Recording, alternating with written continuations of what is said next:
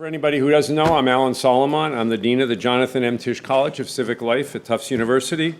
And I want to welcome everyone to this fall semester's first event of the Tisch College Distinguished Speaker Series, a conversation with former Governor of Virginia, Terry McAuliffe.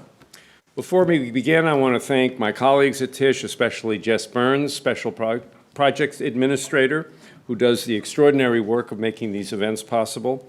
Also want to thank our co-sponsors, the Office of the Provost, the Political Science Department, and Jumbo Vote.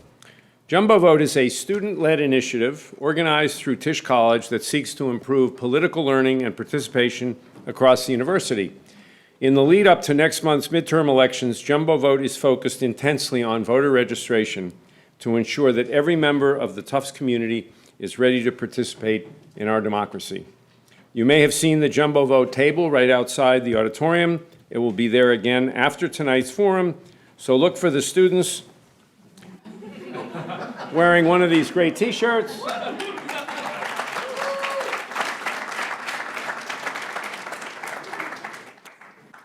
And if you need any help to register, to request an absentee ballot, to find your polling places, or anything else that you need to vote on November 6th, ask one of our Jumbo Vote folks. Jumbo Vote will be present at all of the Distinguished Speaker Series forums this fall, even after the midterms, because political learning and participation does not end on Election Day. We're very excited about the guests who are visiting Tisch College and Tufts University this fall. We've already partnered with the Fletcher School to host United States Congressman Joaquin Castro. Later this semester, we will welcome environmentalist Bill McKibben, Republican strategist and CNN contributor Ana Navarro, and Massachusetts Attorney General Maura Healey. We also bring outstanding guests to our Civic Life Lunch series next month on Monday, November 5th, the day before Election Day. Former Congressman Steve Israel will be our guest at a Civic Life Lunch to discuss what the midterm elections might mean for our country.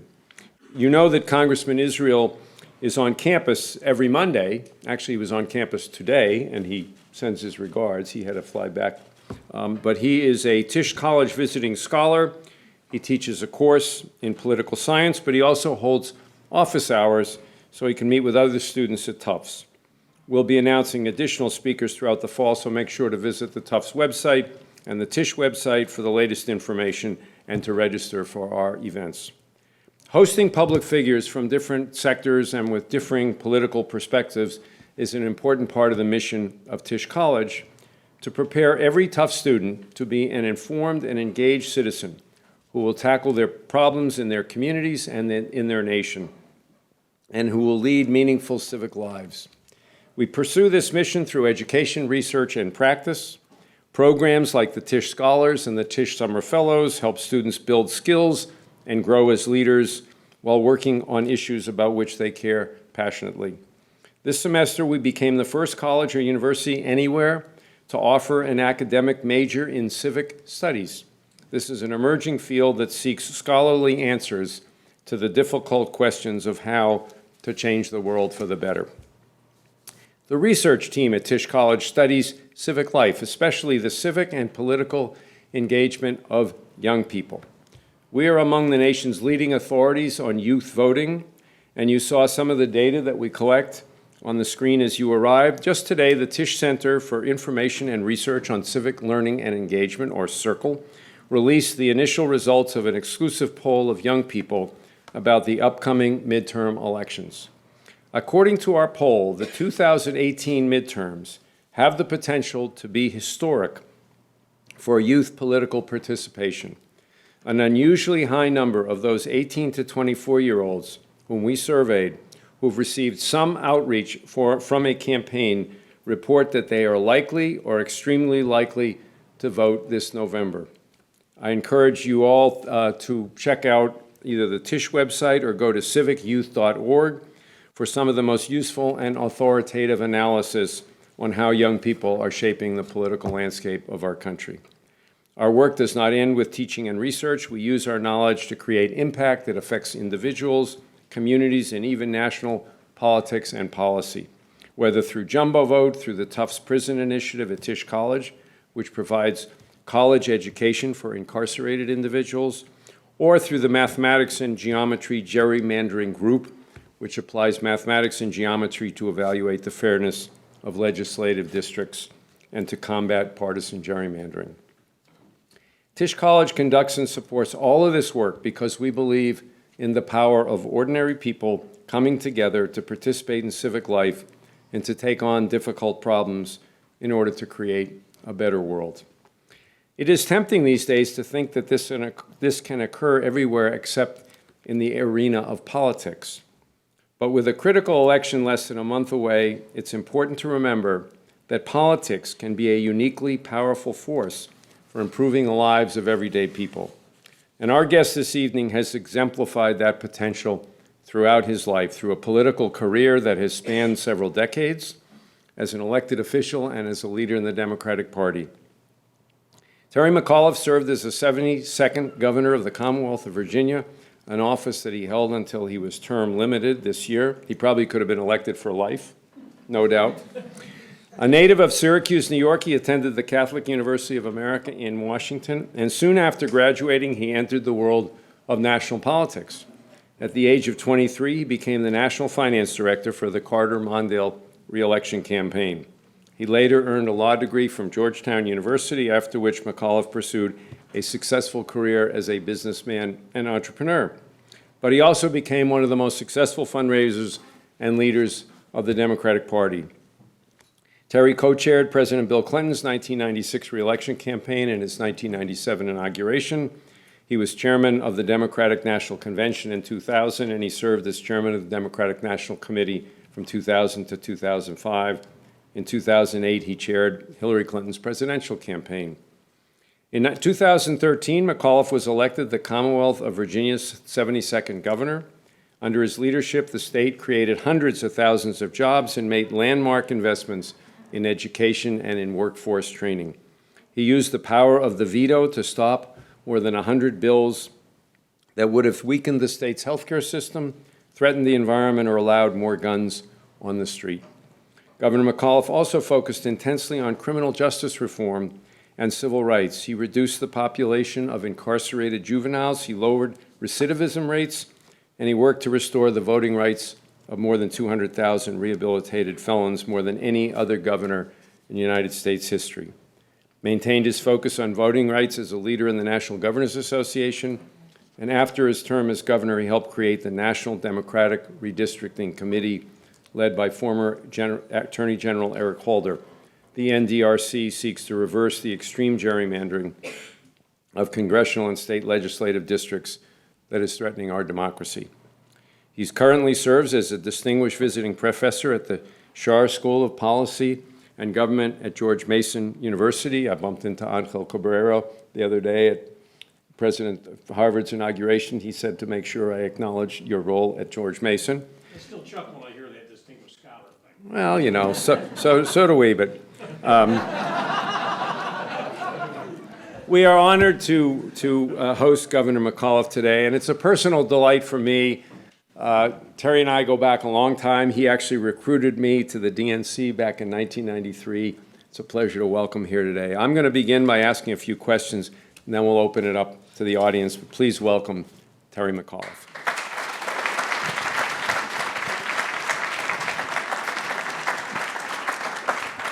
I made the point. We're being live streamed, so you know, I want to look wonderful. So Terry, there we go. Thank you for being here, by the way. You got involved in politics at a pretty early age. You were just 23, fresh out of college, when you became the National Finance Director of President Jimmy Carter's reelection. So what drew you to politics, and how did it happen the campaign hired an inexperienced young kid like you for such a big job? Well, I grew up in Syracuse. I had my brother Tom, who's here with me, and my father was active. He was the Onondaga County Democratic Treasurer for years up in Syracuse, New York. But I started doing door-to-door when I was about 6 or 7 years old, knocking on the doors. I'd always had a love of politics. So I'd graduated from college. I was going to law school and had a scholarship at law school and lived in a big group house with 14 guys, keg in the tub, the whole deal, and one of my roommates came home who was actually working for Hamilton Jordan, who was Jimmy Carter's chief of staff, and said, hey, you want to work in the presidential campaign? Well, this was 1980. Carter's running for re-elect. It didn't look good, as you know. Things were, going to be tough for the re-elect. But the opportunity for a young kid to work in politics, something I've always loved. So I called my mother, told her I was leaving law school, forfeiting my scholarship to go work on Jimmy Carter's presidential campaign. She cried, very distraught, but said I'd try and give it a try. So I left law school and ended up with probably the greatest experience of my life. I'm 22 years old at this point, and they literally would send me into cities. My first trip was Orlando, Florida, where they sent me down to Florida, and they said, we want you to raise $300,000. We'll have Rosalind Carter. She'll be there in 3 weeks. Get to work. People don't remember this, but in 1980, Jimmy Carter, you find this hard to fathom, as the incumbent president of the United States of America, did not campaign. He did not leave the White House. He had a Rose Garden strategy. So we didn't have the president to do any political or fundraising events. We had Mondale, the vice president, and the cabinet, and the first lady. And so my first event was at the Luau Hut at SeaWorld on September 13th, 1979. I actually stayed at the finance chairman's house, met a young woman. She was 14 years old. She and I just celebrated our 30th wedding anniversary yesterday. Now, nothing happened. I mean, we met each other at 14, and then I did business and went back years later. Yeah. Yeah, let us get the record straight here. But anyway, so then we ended up raising like $350, and then I went to, as a young person, I'm 22 years old, they sent me to 40 states raising money. I had never done this before. I had started my first business, as Tommy knows, at 14 years old. I started a driveway sealing business that I used to do parking lots and driveways, so I was a young, ambitious entrepreneur, but I ended up going to about 40 states, and then we won the primary against Senator Kennedy, and then the general election came, and they made me the national finance director. I was 23 years old, so I'd been to 40 states, and now I was in charge of all the fundraising at the age of 23. What a great experience for me. We lost the election, and then I went back to law school. I got accepted, went back, and ultimately got my law degree. But I got to tell you, from a young age, what an experience. I loved politics. I loved, then I got into business and started about 30 different companies, but I never always loved politics. I do it as a volunteer. I give my time. It's my passion. If you really want to change people's lives, for me, it was getting in politics, sort of like you. So I was going to ask you, is this on? I was going to ask you about the McAuliffe Driveway Maintenance Company, which was the business you started at age 14, but you mentioned that, and it's pretty obvious how you used your entrepreneurial skills, both in business and in politics. But believe it or not, Terry is known for this larger-than-life personality. Your ability to charm donors, your determination to do anything for a campaign contribution, your adventures include... Almost anything. Well... You wrestled an alligator for $15,000 once, which you can tell us, which earned you the nickname Macker. Yeah. You have more fun in politics than about anyone that I know. I want to know what your secret is and what advice you have for students who are thinking about entering politics. Well, first I should encourage all of you to get into politics. You really want to change people's lives. You can do it through politics. I mean, there's no other way you could do it. People ask me if I miss being governor. Sure I do. Governor's the most powerful job in the sense that you have executive authority every day. Like I restored, as Alan said, more voting rights than any governor in American history. Those 200,000 people, their lives have been changed. And you just can't do that in business. You can't do that anywhere else. So I would argue you ought to do it. But I loved it, enjoyed it. I love life, to be honest with you. There are too many lemon suckers in politics today. I mean, they're just morbid. And, at the end of the day, you got to enjoy what you're doing. You got to lead people. You got to have fun doing it. So in 1980, during the general election, I'd raised, probably about $100,000 from the Seminole Indian tribe in Broward County, Florida. They didn't have casinos back then, but they sold cigarettes, and they had bingo, and there was no taxes, so they had a lot of money. I went back for one more check. I said, I got to have one more, Chief Billy, one more check from you. He said, no, I've given you enough. So I worked him over. I kept saying, no, this is the last event. I promise you'll never see me again. If I ever tell any of you that, don't believe it. I mean... you keep seeing me over and over. But he said, all right, Terry, I'll give you a check for $15,000 if you take part in an ancient tribal custom. I thought we smoked a little peace pipe or something pretty, what the heck. He said, I want you to wrestle an alligator. I'm 23 years. I said, what are you, crazy? I said, I'm from Syracuse, New York. The worst thing I've ever seen is a squirrel. What do you mean, wrestle an alligator? He said, oh, no. It'll be drugged and toothless. I said, well, that doesn't sound so bad. Well, one thing led to another, and my big mouth got me in trouble. So they actually, every third Saturday, would charge admission and would bring people in, and they would have a alligator wrestling show with the members of the Indian tribe. They never had a white kid from Syracuse do it before, but this would have been unique. Well, anyways, things got out of hand. Everybody got to know about it. President Carter, I didn't know really, I didn't know Carter. I was just a young finance director, and he called me, the operator one, the president's on the phone. I thought that was a joke. And it was the president, oh, Terry, you can't do this, your life's too important. Well, heck, I didn't tell him I'm going to be drugged and toothless. I said, oh, no, Mr. President, I'm going to do this for you. And then Mondale called me, which I love. It was like a 2-second call. Good luck. No concern about my health. Get the check. But whatever, things got out of hand. And, well, the day of the big event, all the networks came, Time Magazine, Newsweek, everybody showed. Well, Chief Billy, they charged admission. He said, whoa, this is out of hand. He said, you either do it the real way or you just can't do it at all. We don't want to think we're perpetrating a fraud. Now, think of me now. The president's called me. You can't back out at this point. I say, well, what do I do? And I'm wearing gym shorts and a T-shirt. I think I would get on this. His name was Jumper. He was about 300 pounds. Great name, Jumper, for an alligator. About, I guess about 8.5 feet. And so we spent about an hour in his office, and he taught me actually how you wrestle an alligator. And then we go out to the arena, and it's jammed with people, cameras everywhere, and it's a dirt floor, and it's outside, and the truck comes up, a pickup truck, and they got old Jumper, and 4 people carry him out. He's got a big old burlap sack over his face, and they put him down on the ground. And what you do is you get up behind him, and you get your knees behind his 2 front legs, so he can't move back. The alligator's tail is more dangerous than the mouth. The alligator's tail can snap your vertebrae in half, as I was instructed during my training. So you get behind it, and then they bring up the mouth, and you grab it like this. And they take the burlap sack off, and you're on it, steady, and he's moving his tail, trying to knock you off. And when you say ready, they he had a rope around his mouth, they cut the rope. And you're there, and you got to stay there for 3 minutes. And his tail is just trying to knock you over. An alligator will not attack a human unless you're in the zone of danger. On his back, you're in the zone of danger. Chief Billy, the guy who did it with me, 10 years later lost his thumb in an alligator wrestling event, which he wears around his neck today. I still got all my things. So at the end of it, and it stinks. I mean, he's in this swamp, and his face is scrunched, like right up against yours, and his eye is right here, and the scales are all stuck up against your nose. And after 3 minutes of hanging on for dear life, sweating bullets, he comes up over your back, and he grabs it and pulls it up, and it's 2 front, and you scoot off the back, and I got a check for $15,000. So I'll do anything once, I guess. So how much would it cost today? I do anything once.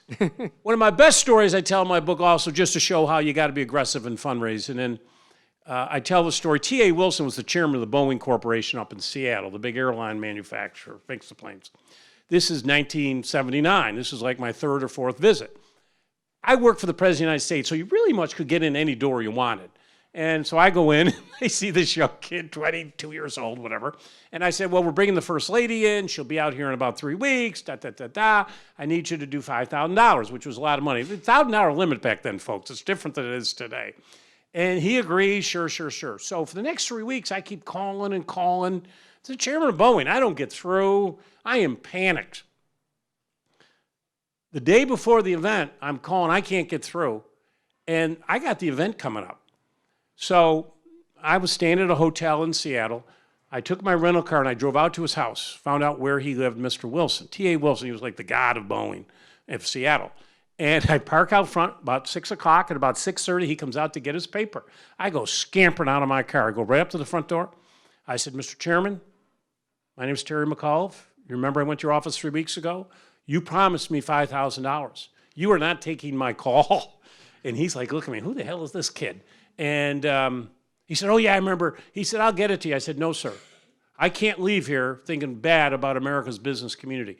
You made that commitment. I'm not leaving this house until I have the $5,000. He went in and got his wife and had to get a couple neighbors, but they did it. And he gave me an envelope. Took about 45 minutes. He gave me an envelope with $5,000. I said, "Thank you, sir. You're a man of your word." We have a word of that. It's called chutzpah. So you know about as much about political fundraising in this country as any human being I know. How has money corrupted our political system? Too much of it. As I say, back when I started in the business, it was $1,000, and then you got it matched by the federal government. So for every $250 you raised, the federal government would give you $250. So everybody did that. So, and you had to qualify. You had to raise like 20,250 checks in like 20 different states to show that you had some broad appeal. And now, and really after Citizens United, it's just ruined the whole system. At the end of the day, every voter should know who's giving money. And if someone gives a gigantic check, you don't like it, you can vote against that person. But now with Citizens United, you don't know who's giving money. You got all these crazy super PACs. I would love, Alan, to get back to the point where everybody, there was a limit on what you can give. It has to be fully disclosable. And we got to get away from these 6- and 7-figure checks. And thank goodness for the internet and the young people, and President Obama did a great job in his campaign. You know, Beto O'Rourke raised $9 million last month in Texas online. So the online has really made a great difference, but I'm still concerned about all of this dark money coming in with no disclosure. It's bad for democracy. So after a career of working for other people in the political world, you decided to run for governor of Virginia. What made you decide to run for office, and what was it like playing the role of a principal instead of the role of a supporter? Well, I'd always wanted to run, but, you know, so I went to law school, got out, and then, you know, I kept getting, you know, these different positions, and, you know, I was, you know, as I said, I served as Bill Clinton's chair, I chaired his convention, I chaired his inaugural, I chaired her campaign, I chaired the legal fund. I mean, this was all volunteer work, and most expensive friends I've ever had, I'll be honest with you. But, you know, so things always came up that for me, I'd always wanted to run. But, you know, if you remember those years in the 90s, 26.5 million new jobs, peace around the world, the, you know, Good Friday peace accords, the work that President Clinton had done. I mean, for me, that was satisfying enough to really help an agenda push forward, you know, to take it. And then we won the election in 2000, but they stole the election. I'm not going to go through that today. But Al Gore got more votes, and if we'd counted all the votes in Florida, but we'll move on. But I was so enraged over that. That's when I said I'm going to run for chair of the party. And I went and inherited a party that had been bankrupt for most of its life. I got us out of debt for the first time in the party's history. But more importantly, I said, we have to focus on the fundamentals. When I became chairman of the party in 2001, believe it or not, the National Party did not have a voter file. And the Republicans had one data vault with 150 million names in it. Imagine that, the National Party. How do you communicate? We had state parties that had their own file, but not the National Party. And the Republicans proved to us in 2000 how they used data to crush us. And I said, we're going to stop all that. So I built the party's first data file, Demzilla, I called it, and several 100 million names. But I built the party's first national voter file, built a whole new headquarters. I moved in. We had a ratty old headquarters. I wanted to have TV studios and radio. So the architect said, well, we can't put new lines in this building because it's too old. We can't do that. I said, heck with it. We're going to tear the whole thing down, and bought more land and so I built a new headquarters. So what I tried to do is get us back to the fundamentals. You can't talk to people if you don't know who they are and what their interests are. So we did some of the data analytics. So I did that through 2004. Then I got tied up when Hillary ran for president. You know, one thing led to another, and then I decided to run, and I did. I ran in 2009 for governor of Virginia. It was a pretty audacious move. Most people say, well, I didn't know Terry even lived in our state. I used to see him on TV. He lives in Virginia. But, you know, I hadn't held office before. I'm running for the seat held by, you know, Thomas Jefferson. But I ran. I came in second. I got crushed in the primary. But I got up the next day, and I went to work, and I crisscrossed Virginia for 4 years, every single day, working my heart out. And I didn't have a primary opponent, and then ended up winning in 2013. So, you know, there was always something there. Mm-hmm. And when I had the shot, I did it. I got crushed, got back up, and did it again. So speaking of the party, our research indicates that young people increasingly identify themselves as liberal, and it's up significantly, but they increasingly do not identify with the Democratic Party. What does the party have to do, either Democrat or Republican, to win back the interest of young people? I think young people are more engaged than I've probably ever seen them before. As I say, I've been to 22 states campaigning. I really want to commend all the young folks who got active, the March for Our Lives. I went down to that rally. It was that and the Women's March. I mean, literally two of the greatest marches I've seen, literally within a one-year period. But I do think, Alan, that young people are very fired up after Parkland. And the issues, I think, after the Kavanaugh hearing, I think people were really riled up, rightfully so. And you say the liberal, I mean, I think for young people, and when I ran for governor, I was the first candidate statewide or in the entire South to come out for marriage equality. That was a really, that wasn't gutsy for me, but that just didn't happen in Virginia. And I told women I'd protect their rights. I'm the first candidate, a nominee of the Democratic Party in Virginia to get an F rating from the NRA. And I ran television commercials and I was proud of it. And listen, I'm a gun owner, I hunt. But you know what? We need background checks. We need common sense gun restrictions. That's pretty simple.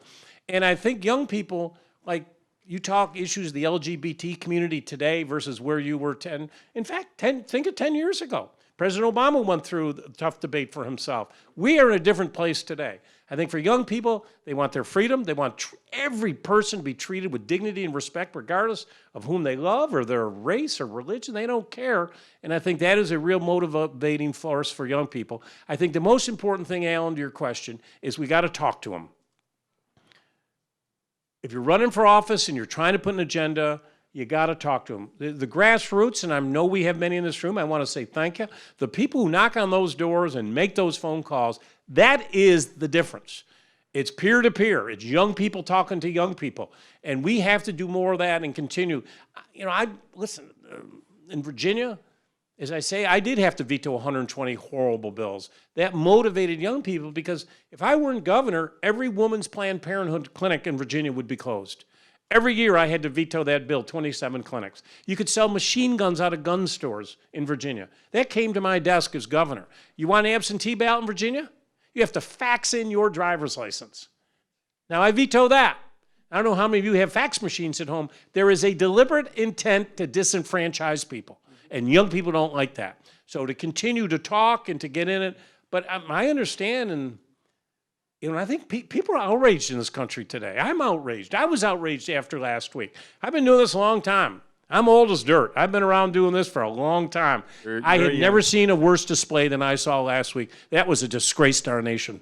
I agree. As governor, you launched the Millennial Civic Engagement Task Force to develop ways to make it easier for young people and college students in particular to get more involved.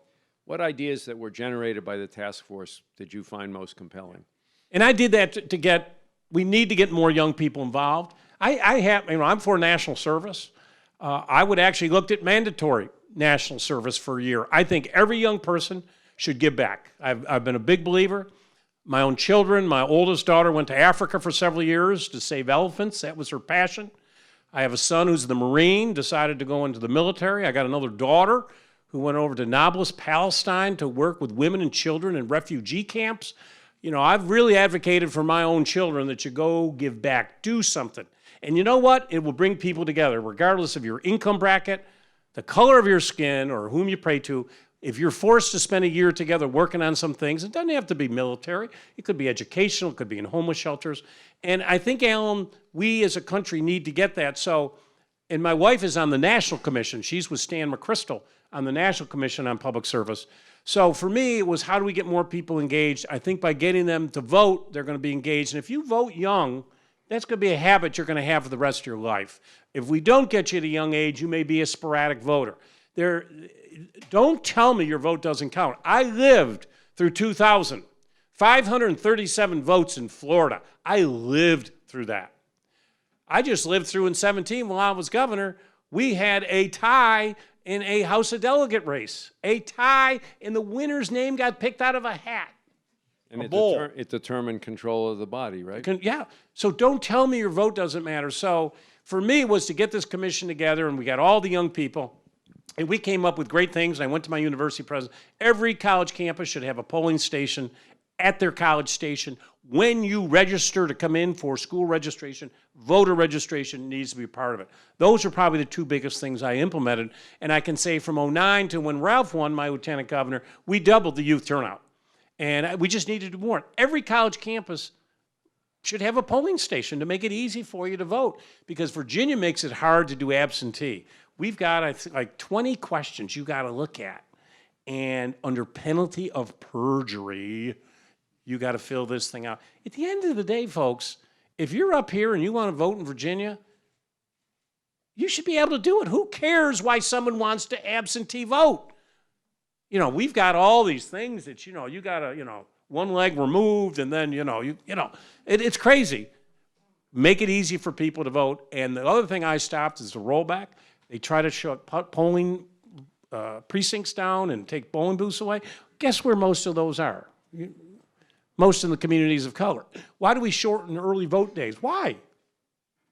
Shouldn't be on a Tuesday either. I mean, I think we ought to have a weekend, and we make it very difficult. You got some SEIU worker. She's doing 3 homes care. She's cleaning bedpans all day. She gets off a bus and she sees a 2-hour line. You don't blame her if she's not going to stand. Let's make it easy for people to vote. So in today's hyper-partisan environment, not a lot is getting done. You had experience in Virginia reaching across the aisle. You vetoed over 120 bills, but you also got some things done by reaching across the aisle. What can we learn from your experience, or what can the people in Washington learn from your experience that might help them get some stuff done? When I got elected, there were only 32 Democrats out of 100 in my House of Delegates. That was not good. But what I did to Alan literally from day one, and my whole emphasis running for governor, and as I said, I'd been in a bunch of businesses. I was, started all kinds of things. I was a real entrepreneur. We needed to save Virginia's economy because of sequestration. We are the #1 recipient of Department of Defense dollars. We got clobbered. When I took office, our unemployment had gone to 5.4. I'm very proud when I left office, it was down to 3.6. Created 200,000 new jobs, $20 billion of new capital we brought in. My whole thing was building the new economy. And so my legislators' backs were against the wall because they needed, revenue to do everything we needed to do. So I went to them. I got everything I wanted. I got 90% of my governor's bills that I wanted on economic development. I did the largest investment in K-12, $1 billion in Virginia history. I reformed criminal justice, and I got $10 billion worth of transportation projects. Got them to work with me, working together. We disagreed violently on the social issues, but I finally, at the end, got them to come around. I mean, I was trying to get $1.6 billion, one of the biggest companies in the world in California. You probably know the name of the company. You probably use a lot of their stuff. I went out to recruit to get a big investment in Virginia. I met the CEO, walked in his office. First thing he said to me, "Governor, why do you have an HB2 bill in Virginia?" HB2 was the anti-LGBT legislation in North Carolina. "Why do you have one in Virginia?" I said, "Oh, the guy who introduced it's crazy, and they can't override my veto." I went back and told my Republican legislators, by the mere introduction, you can't override my veto, and you want to do this to keep your base happy. But at the end of the day, he can go to 49 other states. By the mere him asking me the question, you put in jeopardy a $1.6 billion deal. Now, we got it. But it was a good reminder to everybody, these companies today, Apple, Google, Facebook, Microsoft, Salesforce. You as a governor will not get one of these companies to come to your state if you discriminate against women, LGBT, or you're bad on the environment. You're not going to get them. And that's a good lesson that people have learned. So I'm going to ask you one last question, and then we'll take some questions from the audience. But let's look ahead to 2020. What is it going to take for either party to win the presidency in 2020? What will it take for the Democratic Party to win back control of the White House?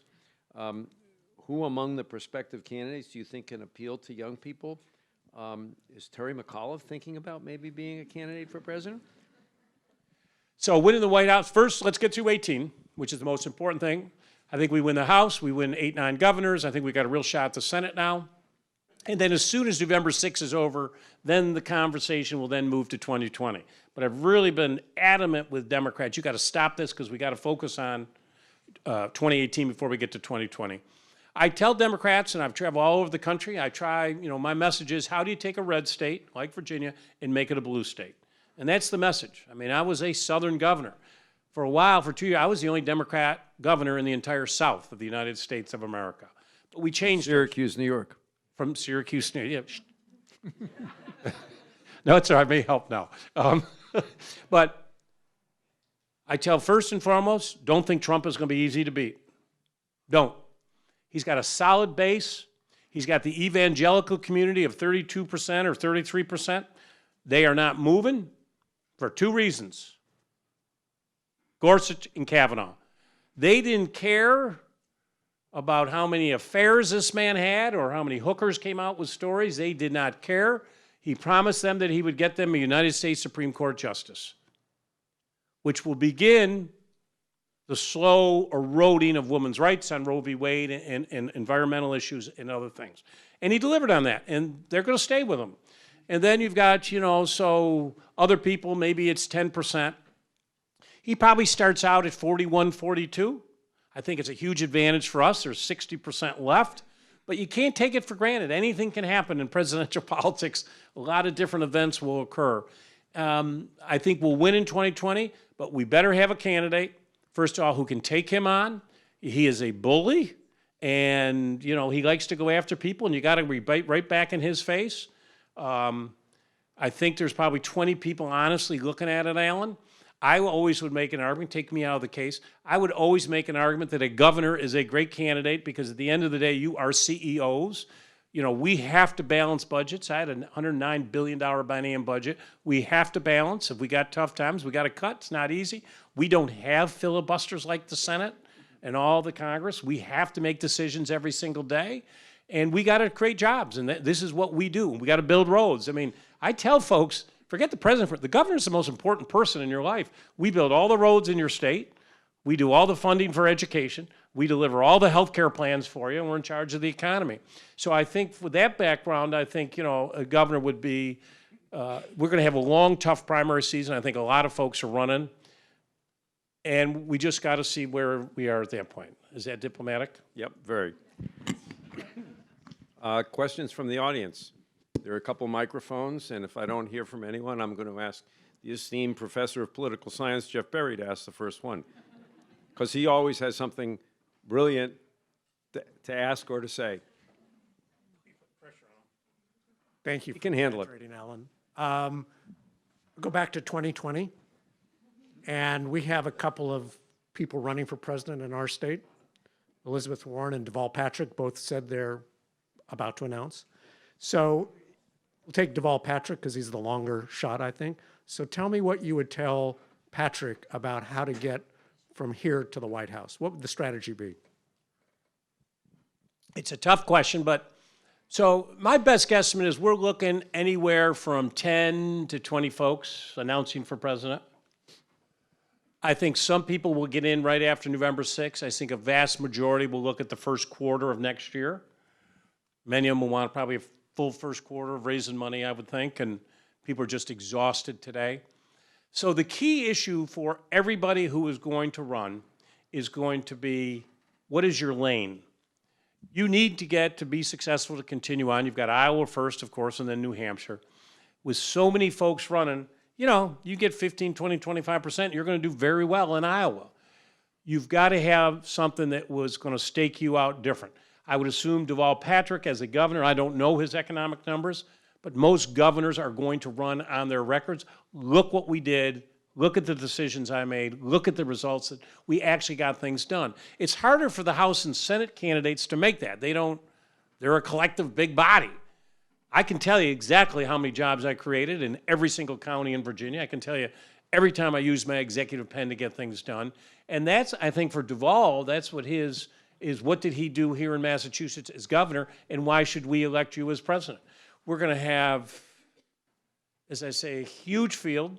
The big debate in the party today, and I hate labels, has it moved very left? I don't even know what the question really means. At the end of the day, I think we need a very, socially progressive, pro-business Democrat. The reason why Trump is up where he is today, folks, is the economy is doing well. You just cannot argue. I'm not in the business of giving Donald Trump advice. But if Donald Trump had stayed off of Twitter and just let the economy go and not alienated every single human being in the globe, he'd be in a much better position today. He should have done infrastructure right off the bat instead of health care, because everybody's premiums are going up now because of what they did on the individual mandate. I mean, they tried to destroy it, ACA. They weren't able to do it, but they hurt it. And every premium for everybody in this country, it's really problematic for folks. They can't run on that. They can't run on the tax bill, because the tax bill has not helped folks unless you're a CEO and did a stock buyback. This tax cut hasn't helped you, and it put $2 trillion in debt, which most of you in this room are going to pay off. So I guess Deval has to find his lane. I'm not saying what I'm going to do, but I knew if I ran, my lane would be economic development, most progressive governor in Virginia history at the same time, most capital investment. I mean, I know what my lane, and, for governors, you're pretty easy putting your argument together. But you can have the best candidates in the world. Times move very quick in this business. If you look at the last two Democrats who won the Iowa caucuses, they both won them with young people. Barack Obama in 2008 and Bernie Sanders in 2016. And if we look at where the vote came for Bernie Sanders in the Iowa caucuses, they came from college towns. Anyways, sorry, go ahead.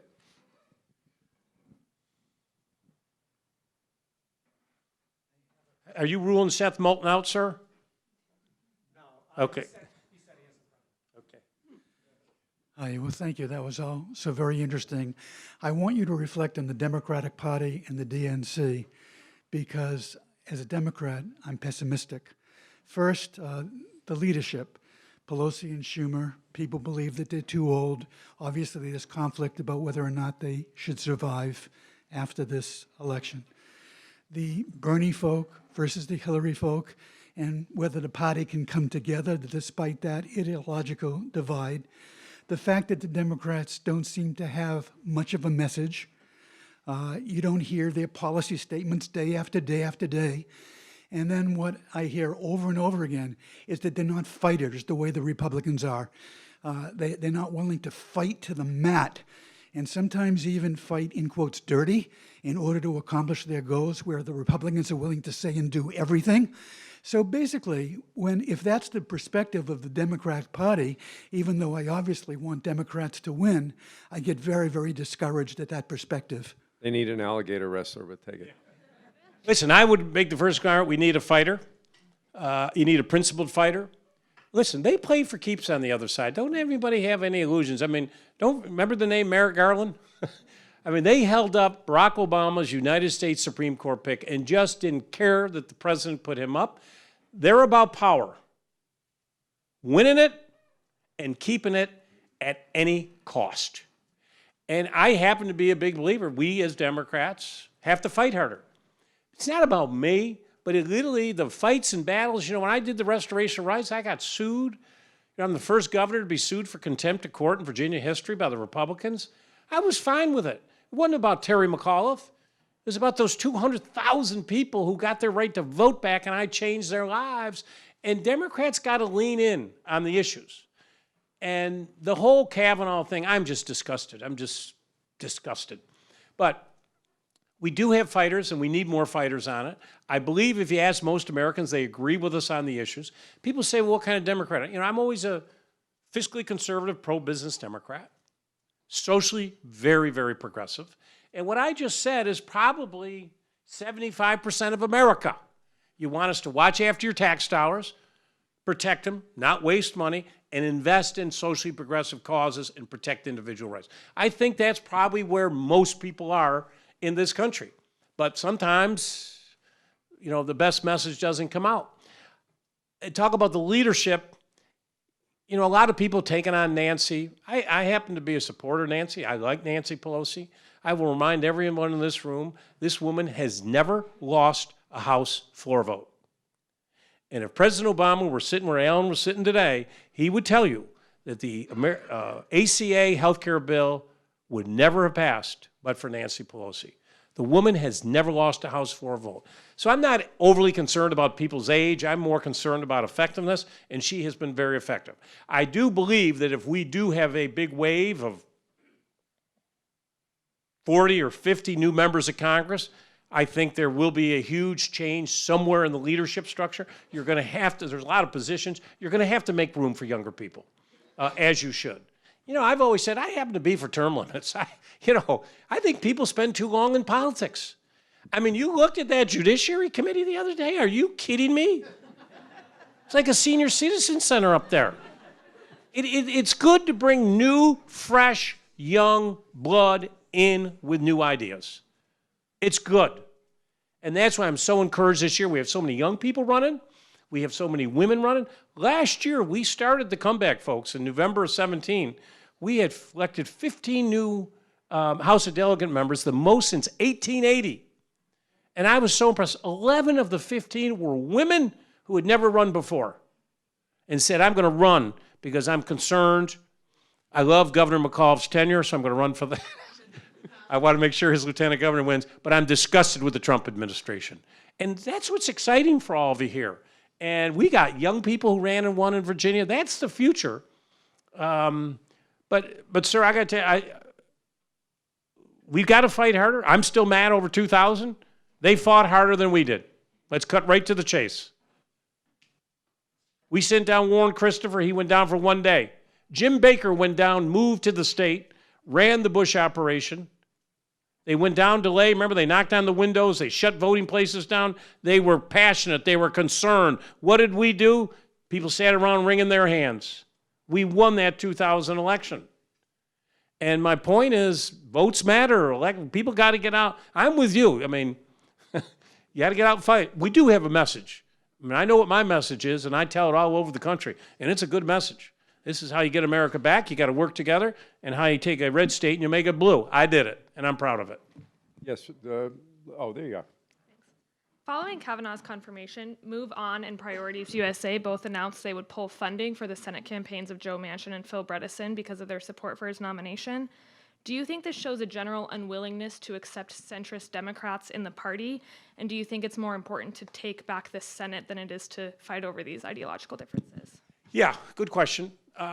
I hate these ideological fights because I think a lot of them are made up, and there really aren't that much difference in opinion. I think most people, as I say, for the things I've just espoused, the beliefs that I have, I think that's where most people are. But, you know, the press makes it a lot more exciting. Now, Phil Bredesen, you know, he was a very pro-growth governor, very popular.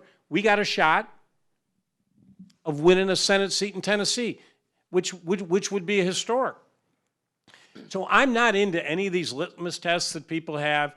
People ought to run, lay out their agenda, and see what happens. When I ran, I just told you, when I ran for governor, I did something no one ever done before. You know, I came out for marriage equality and told the NRA in Virginia, which is based in Virginia, to go jump off a cliff. I told women I would protect their rights. We had horrible, if you remember, how many Virginians we got here? We had the horrible trap laws. We had the transvaginal bill in Virginia. We became a laughingstock on national television. So I ran my campaign just as I had in 2009. I put out a very aggressive agenda, and I said, at the end of the day, if I don't win, I don't win. But I'm going to fight for what I believe in. Too many people today put their finger up in the air trying to see what their polling data shows. They do these focus groups. I love this. They bring like 8, 10 people into a room, and they're there because they get free Chips Ahoy cookies. And they're going to tell you what commercials you should run or what color shirt. Are you kidding me? Forget all that. Get out there, gut it out, put your ideas out there. If you don't win, so what? You're better off for running, and that's my point. So I don't like labels. Let people go out. If they're running under the banner of the Democratic Party and what state they may be in, lay that agenda out and see how you do. This gentleman. So traditionally, a winning issue for Democrats has been on health care, and for Republicans has been on taxes. But as the past couple of weeks, what we've seen is the Republican base is really fired up because of the Kavanaugh hearings and going forward with the November 6th election. What I'm curious about is, for Democrats, looking at 2020 and looking at November 6th, is health care still the winning issue for us? By far, no question, healthcare is the number one issue out in state by state. And I look when I go and I get the polling data in all these different states, I get the data, nothing even close to it. And as I mentioned, and wherever you may be on the ACA, I give President Obama tremendous credit. We had to do something about healthcare in this country. 16, 18 million more Americans today have healthcare because of that bill. That's a good thing. Did it need to be fixed and revised? Absolutely. I can tell you as a governor, absolutely. Give us more authority at the states. We know how to do different things of get more coverage. You know, I got 6,000 pregnant women dental coverage while I was governor of Virginia. There are things we can do with the money if you would give us. So there are things we should have done. Did Trump do that? Of course not. And I had many conversations with him on this topic. I served as chairman of the National Governors Association, bipartisan, nonpartisan, and I would talk to the president. I'd get in agreement with him. 24 hours later, he'd go the exact opposite direction without even telling you. It was just like talking to ether. But clearly, healthcare is the number one issue out there. So they've gone in on the individual mandates, as you know, to get rid of that, which will happen in 2019. The cost-sharing subsidies have been cut. And for many people, in fact, I talked to someone in Virginia, her premium went up 64% already. So people's premiums are going up, and they're not getting the quality care, and it's because Trump and the Republicans who tried to get rid of it. And thank God for John McCain, who came in and did the thumbs down, or else I don't know what these 16, 18 million people would do.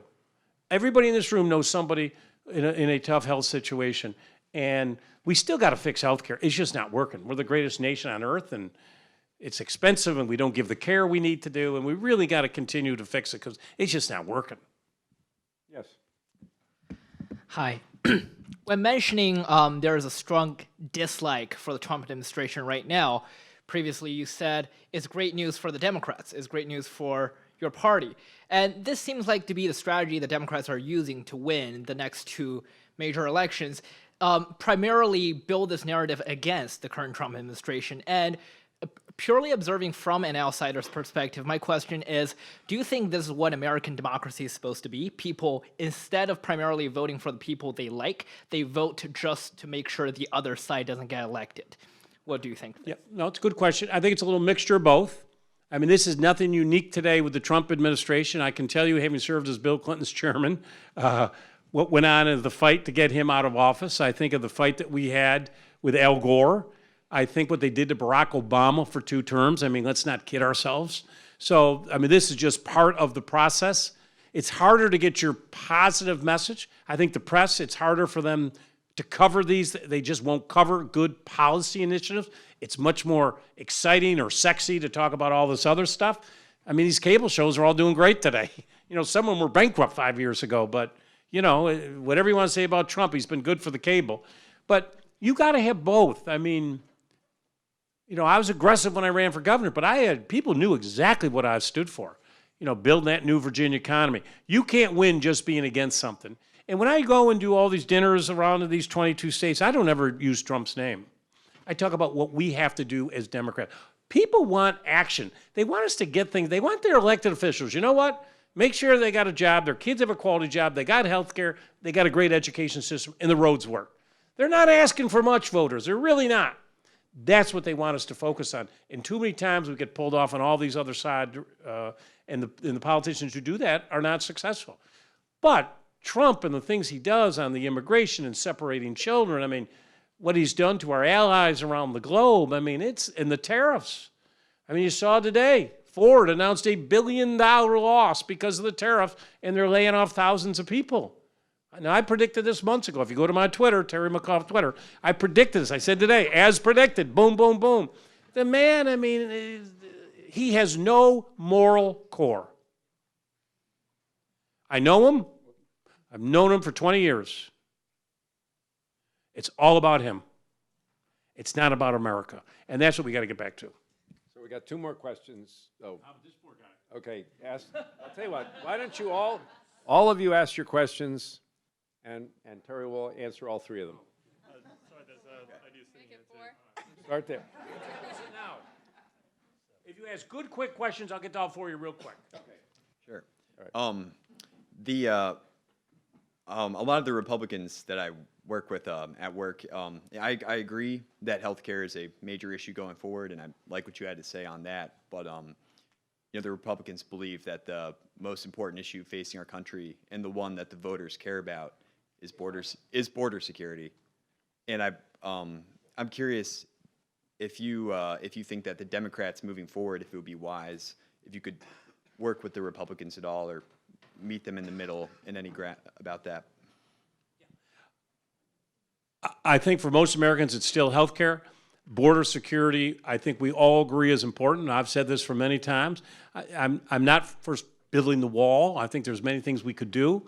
I don't support the wall construction. Most people laugh at that when we even talk about it. It's not going to happen, but it's a great talking point for Trump.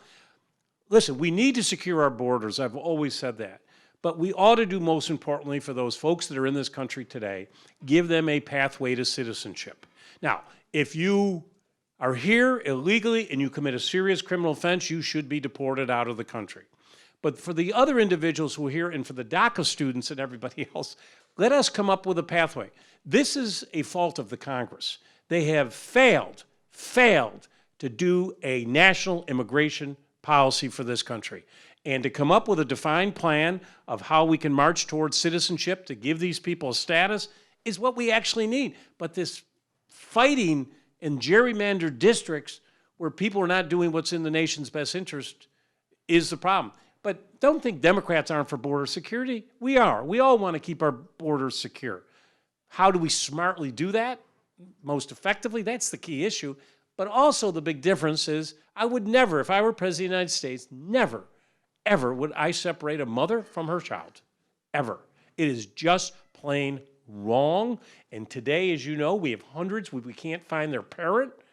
These kids will be scarred for the rest of their life. But we need national immigration policy. We can get there if we can all come. We've gotten close so many times, but under this environment, it's not happening. So if you ask your questions quickly, if Terry answers them quickly, we'll get to the last three. Okay. Hi, my name is Lydia Wodiesius. I'm from Arlington, Virginia. So I wanted to, yeah, I wanted to applaud you for the work that you did in 2016. Okay. I want to applaud you for your work that you did in 2016 with restoring voting rights for over 150,000 Virginians.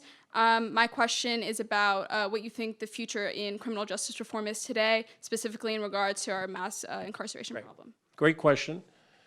You know, people always ask me, what was your best moment as governor and your worst moment as governor? Clearly, my worst moment was Charlottesville, Virginia, when thousands of white supremacists, neo-Nazis, and alt-right came into my beautiful state. And I was down there. And I'll be honest with you, folks, I never in my life have seen anything like it. I can't repeat in this audience to what they were screaming at people, especially members of the African-American community and members of the Jewish faith. Walking by the synagogue, they say, want to burn it down with the people in it like they did in Auschwitz. You know, people used to wear hoods. How did we get to a place in America where they don't think they need to wear hoods to say this anymore? It was, for me, not as governor of the state, I was crestfallen as an American citizen that these people could think this way and utter this way. And I talked to the president that day. He called me that day. And I explained to the president what was going on in the streets of Charlottesville. I said, these are horrible people who've come into our state. So he went and did his press conference. Interesting, he delayed it about an hour and a half. So he took my advice and somebody changed him inside the White House. And as you know, he came out at 5 o'clock and blamed both sides. Heather Heyer was a 32-year-old woman who was killed that day protesting hatred. It wasn't both sides. So I had to go out and give my speech on national television. And I told these people, I called them out for who they were. I told them to get the hell out of our state and get out of our country. This is not who we are as Americans, to go home. I said they pretend they're patriots marching around, a bunch of cowards. Disgraceful. That was a hard day. But we came together as a state. We became stronger because of it. My best day is when I restored the rights of 206,000 felons. Now, you should understand, for felon restoration in 40 states in America, it's automatic. There is no governor. You used to have to write the governor a 13-page letter, notarize, begging for his forgiveness, and asking to have their rights restored. In 40 states, it's automatic. In 2 states, Maine and Vermont, you vote while in prison. In 14 states, you vote the second you walk out. In the remaining states, it's when you're done with probation and parole. Mostly in the southern states, remnants of Jim Crow laws. In 1902, a senator by the name of Glass in Virginia did it. And he said that day, his quote, "I am doing this to eliminate the darky from being a political factor in Virginia." That was his quote. Well, 114 years later, on the same Capitol, new sheriff in town, I got to restore the rights of 206,000 individuals. I wanted to do it legislatively, but my Republicans would never do it. It was something I was passionate about. I was tired of fathers coming up to me on election day saying, you know, I'd gone to an election polling booth to find an I voted sticker that may have fallen on the ground so I could put it on because I want to go home and tell my children I voted because I'm embarrassed to tell them I don't have the right to vote. I was tired of hearing stories like that. So I did it. And unfortunately, the Speaker and the Senate leader, now think about what I did. I'm just helping 206,000 people become full citizens again. 40 states, it's automatic. They went to the Supreme Court of Virginia, which unfortunately weren't 2 states. The court's appointed by the legislature, so the plaintiffs were the people who appoint, reappoint. So they sued me and said I didn't have the authority. Well, my advisor was A.E. Dick Howard, who wrote the 72 draft of our Constitution. He knows it better than anybody else, so I felt I was on firm ground. And unfortunately, the court came out and said, no, he doesn't have the right to do it. So 206,000 people, folks, who now were full citizens, overnight are told, we're taking your rights back from you. Think how crestfallen you would be. And the reasoning by the court, not on constitutional grounds, they said, we're not going to let him do it because, quote, no governor's done it before. That is not, listen, I just told you, I went back to law school. I'll be very honest with you. I went to Georgetown Law School, full-time day. I ran 3 companies while I was in law school. I was in the building 10 times my first year. You would not hire me to be your lawyer, in full disclosure. However, even I knew that the governor has the authority to restore his rights was pretty clear. And they said the governor has to do it individually. I said, woohoo, great. So I'll get all 206,000 petitions. Let's go out in front of the Civil Rights Memorial in front of our Capitol. And I'm going to sign every single one myself, bring a lot of pens. Well, guess what? The Senate leader and the Speaker didn't like that. They took me back to the court and sued me for contempt of court. First governor. I was actually jacked up. I mean, I could have gone to the Richmond jail for 10 days and would have lost 10 pounds. I would have looked good. And instead of letters from Birmingham, and I would have letters from Richmond.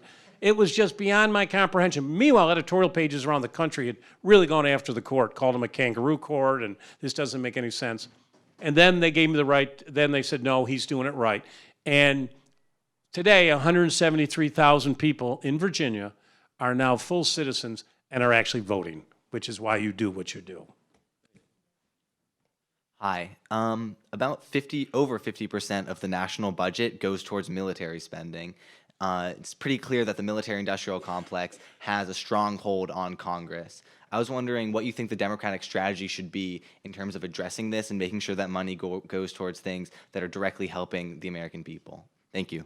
Yep, good question. And, you know, if you look at the debt, the amount that we have to pay for Social Security, Medicare, and Medicaid, and, you know, I think our military was, $700 billion this year. It was a gigantic, biggest increase we've had in a long time. I can tell you, as the governor of a state with the largest naval base in the world, 27 military installations, the military obviously is key to protect and preserve and do what we need to do. And as I say, as the father of a Marine today, I want to make sure that and as governor, I'm very proud Virginia became the first state in America to have functionally ended veteran homelessness, something I was very proud of. I really leaned in on those issues. But I think like any budgetary item, is enough or is too much. And I think you've got to literally go through every single budget item.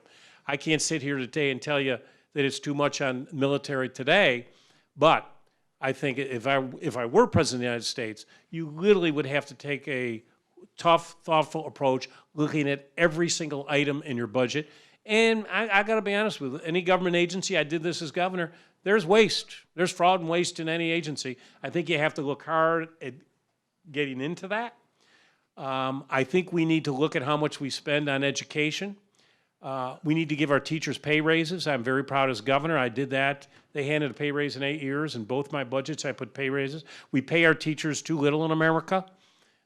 They are our backbone for workforce development, is to have your teachers paid. And we've got to do a better job of taking care of the teachers. I think our infrastructure in our country today, we have thousands and thousands of bridges and roads today that are deemed structurally deficient. And I wish Trump had done this day one.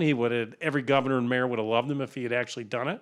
But we got to hit infrastructure. And these are the things that we need to look at as a country. What you should be concerned about today is the tax cut, counting the interest on the debt, just added $2 trillion to the debt. So the Republican Party, and was mentioned earlier, always viewed as the party of fiscal responsibility. They have advocated all of that. That's gone.